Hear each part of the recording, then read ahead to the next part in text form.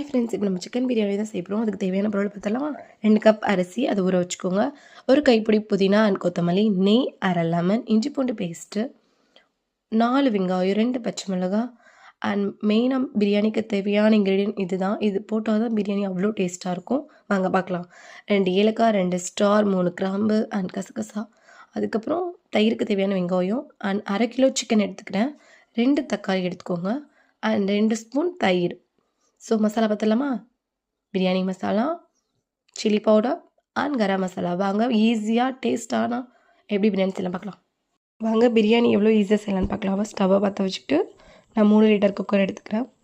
அது நல்லா சூடான பிறகு 1 ஸ்பூன் நெய், ஒரு 3 ஸ்பூன் ஆயில் ஆட் பண்ணிக்கோங்க. எனக்கு அளவு தெரியுன்றதால நான் அப்படியே போட்டுக்கிறேன். ஸோ நீங்கள் அளவு தெரியல அப்படின்னா 1 ஸ்பூன் எடுத்து போட்டுக்கோங்க. ஃபர்ஸ்ட் ஆட் பண்ண போகிறது பட்டை, கிராம்பு, ஏலக்காய், ஸ்டார் இதெல்லாம் ஃபஸ்ட்டு வதக்கிக்கோங்க. அதை வதக்கிட்டு 3 ஆனியன் நறுக்கி வச்சுருக்கேன். அதையும் நல்லா வதக்கிட்டு அது நல்லா ப்ரௌன் ஆகிற ஸ்டேஜில் இஞ்சி பூண்டு பேஸ்ட்டு ஒரு 2 ஸ்பூன் எடுத்துக்கோங்க.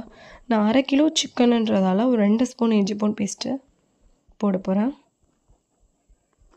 ஸோ அதுக்கு மேலே போட்டிங்கன்னா காரம் ரொம்ப இருக்கும். ஸோ இது கரெக்டானதாக இருக்கும். ஸோ நல்லா வதக்கிக்கோங்க. வதக்கிட்ட பிறகு கொத்தமல்லி அண்ட் புதினா இதை ஆட் பண்ணிக்கோங்க. அதையும் ஒரு கிண்டிட்டு தக்காளி, பச்சை மிளகாய், ஸோ அதை நல்லா மையாகிற வரையும் நல்லா கிண்டி விட்டுக்கோங்க. அது நல்லா வதங்கிட்ட பிறகு ஒரு 2 ஸ்பூன் உப்பு போட்டுக்கோங்க. நான் என் கையில் எடுத்து போட்டுக்கிறேன். ஸோ அதையும் நல்லா மிக்ஸ் பண்ணி விட்டுக்கோங்க. அதுக்கப்புறம் சிக்கன் எடுத்து நம்ம போட்டுக்கலாம். சிக்கன் ஆட் பண்ணிக்கோங்க. அதை நல்லா வதக்கிட்டு இப்போ masala 1 spoon chilli powder, 1/2 spoon biryani masala, 1/2 spoon garam masala இதை ஆட் பண்ணிக்கலாம். அதை நல்லா கரண்டி வச்சு நல்லா கிண்டி விட்ருங்க. அது நல்லா ஒரு அரை வேக்காடாக வெந்திருக்கணும். ஸோ அதுக்கப்புறம் தான் நம்ம தண்ணி, அரிசிலாம் ஆட் பண்ண முடியும். ஸோ நல்லா வேக வச்சுக்கோங்க. அதுக்கப்புறம் நம்ம 2 ஸ்பூன் கர்ட் யூஸ் பண்ணிக்கலாம். 2 ஸ்பூன் கர்டு ஆட் பண்ணி நல்லா அதையும் நல்லா கிண்டி விட்டுருங்க. ஏன்னா தயிர் ஆட் பண்ணால் நல்லா ஒரு ஜூஸ்னஸ் கிடைக்கும்.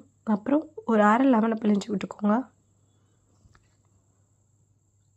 அப்போ தான் அந்த ஃப்ளேவர்லாம் நல்லா சூப்பராக இருக்கும், நல்லா ஜூஸியாக இருக்கும். ஸோ இந்த டம்ளரில் தான் நான் அரிசி எடுத்துக்கிட்டேன் 2 கப். ஸோ 3 கப் தண்ணி ஆட் பண்ணிக்கிறேன். நல்லா கொதிச்சு வரணும். நல்லா தண்ணி சூடாகி கொதிச்சிட்டுக்கப்புறம் தான் நம்மளுக்கு அரிசி போட முடியும். ஸோ இந்த சமயத்தில் நம்ம அரிசி போட்டு லைட்டாக நெய்யை போட்டு மூடிட்டு ஒரு 2 விசில் விட்டோன்னா பிரியாணி ரெடி. ஸோ பிரியாணி நல்ல ஒரு பதத்தில்